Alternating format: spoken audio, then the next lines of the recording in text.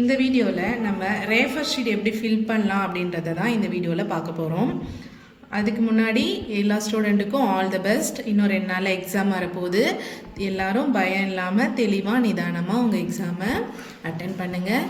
எல்லாருமே நல்ல மார்க் எடுக்க என்னோடய வாழ்த்துக்கள். இப்போது இந்த வீடியோவில் இங்கே பாருங்கள், இப்போது இதுதான் ரேஃபர் ஷீட். ஓகேங்களா?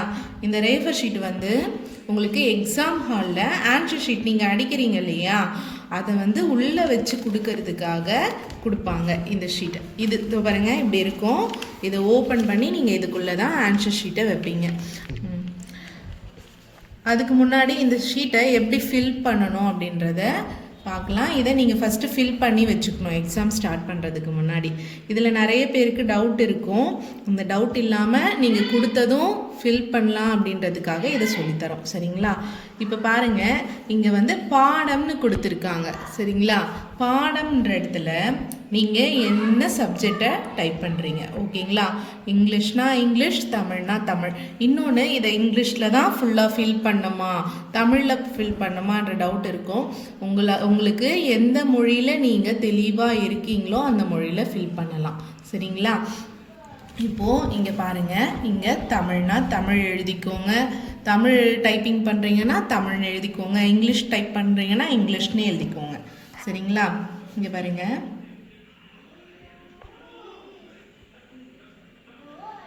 ஓகேங்களா? இங்கிலீஷ்னு டைப் பண்ணிக்கோங்க. இப்போ பாருங்கள், இதே இங்கே பாருங்கள், ஆங்கிலம் இப்படியும் எழுதலாம். ஓகேங்களா? தமிழ் பண்ணுறீங்கன்னா தமிழ்னு எழுதிக்கோங்க. சரிங்களா?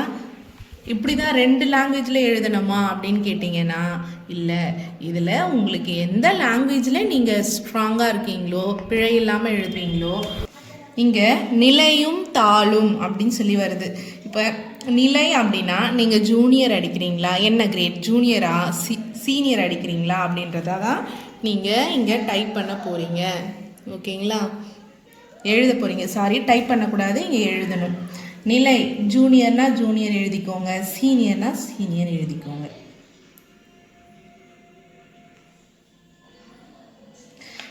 அதே மாதிரி இங்கே பாருங்கள், இந்த ஷீட் ஃபில் பண்ணும்போது இங்கு பென்லேயோ ஜெல் பென்லேயோ ஃபில் பண்ணாதீங்க. பால் பாயிண்ட் பெனில் ஃபில் பண்ணிங்கன்னா உங்களுக்கு கலையாமல் இருக்கும்.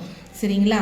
இங்கே ஜூனியர் எழுதிட்டிங்களா, எழுதிட்டு தாள் ஃபஸ்ட் பேப்பருக்கு உங்களுக்கு தனியாக இந்த மாதிரி ரேஃபர் ஷீட் கொடுப்பாங்க. செகண்ட் பேப்பருக்கும் தனியாக கொடுப்பாங்க. செகண்ட் பேப்பர் நீங்கள் டைப் பண்ணி முடித்ததும் ஃபஸ்ட்டு வந்து உங்களுக்கு செகண்ட் பேப்பர் தான் எக்ஸாம் நடக்கும். அதுக்கு இது கொடுப்பாங்க. இந்த மாதிரி கொடுத்தாங்க அப்படின்னா செகண்ட் பேப்பர்னு எழுதிக்கோங்க. அடுத்து ஸ்பீட் அடிப்பீங்க இல்லையா, அந்த ஸ்பீடுக்கு ஃபஸ்ட் பேப்பர்னு எழுதிக்கோங்க. இங்கே தாள் என்ற இடத்துல ஃபஸ்ட்டு வந்து செகண்ட் பேப்பர் அடிப்பீங்கன்றதுனால நான் செகண்டுன்னு எழுதுறேன். சரிங்களா? இங்கே வினாத்தாளின் குறியீட்டு எண், வினாத்தாளின் குறியீட்டு எண் என்ற இடத்துல உங்களுக்கு கொஷின் பேப்பர் வரும்.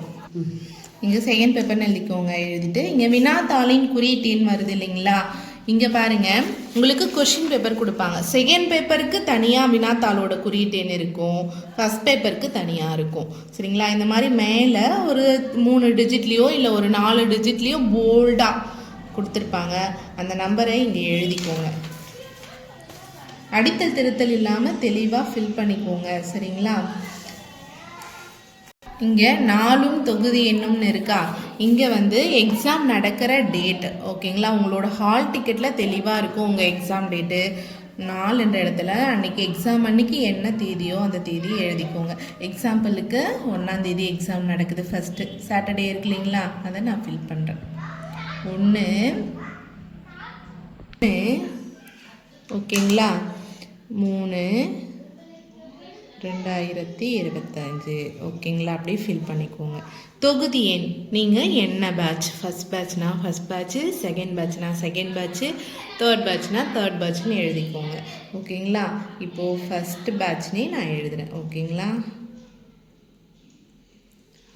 எழுதிக்கோங்க. ஓகேங்களா? எழுதிட்டு இங்கே பாருங்கள், அடுத்து தட்டச்சு பொறியின் மாதிரி அப்படின்னு இருக்குது. உங்கள் மிஷின் வந்து என்ன, ஃபேசிட்டா கோட்ரேஜா அப்படின்னு சொல்லிட்டு என்ன மிஷின் டைப் பண்ணுறதை நீங்கள் இங்கே ஃபில் பண்ணிக்கோங்க. ஓகேவா?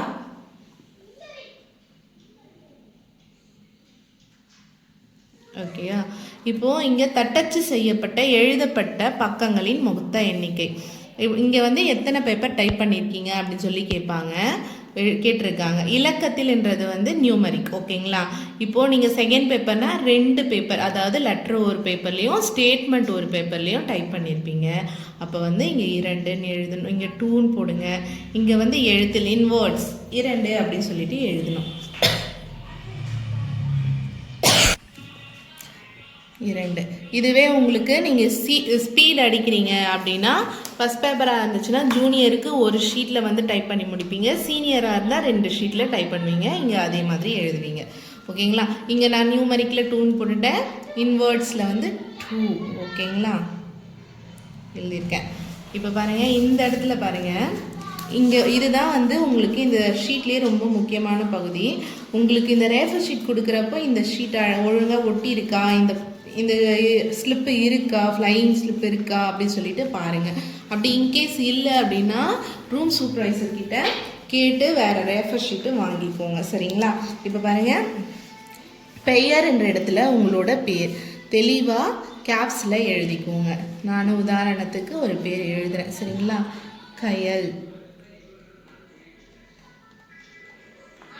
உங்கள் இனிஷியலோடு சேர்த்து எழுதிக்கோங்க. ஓகேங்களா?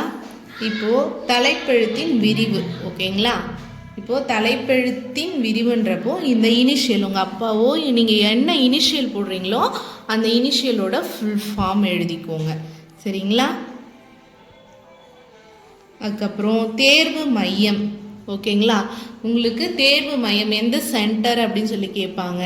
உங்களோட ஹால் டிக்கெட்லேயே இருக்கும் உங்களோட தேர்வு மையம், அதையும் இங்கே ஃபில் பண்ணிக்கோங்க.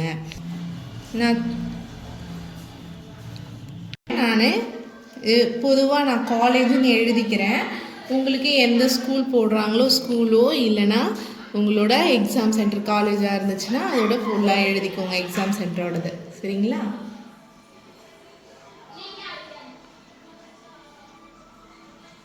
அடித்தல் திருத்தல் இல்லாமல் எழுதிக்கோங்க. இங்கே நான் சும்மா உங்கள் நேமை எழுதிக்கோங்க. அப்போ உங்கள் இனிஷியலோட ஃபுல் ஃபார்மை எழுதிக்கோங்க. ஓகேங்களா? பாடம் அப்படின்ற இடத்துல இங்கே பாருங்கள், பாடம்ன்ற இடத்துல நீங்கள் இங்கிலீஷ் சப்ஜெக்ட் டைப் பண்ணிங்கன்னா இங்கிலீஷ்னு எழுதுங்க, தமிழ் சப்ஜெக்ட் டைப் பண்ணிங்கன்னா தமிழ்னு எழுதுங்க. நான் மேலே இங்கிலீஷ் எழுதியிருக்கேன், அதனால் இங்கே நான் இங்கிலீஷ்னே எழுதிக்கிறேன். ஓகேங்களா? இப்போது இங்கே எக்ஸாம் நடக்கிற தேதி, என்ன தேதியில் நடக்குதோ அந்த தேதியை எழுதிக்கோங்க.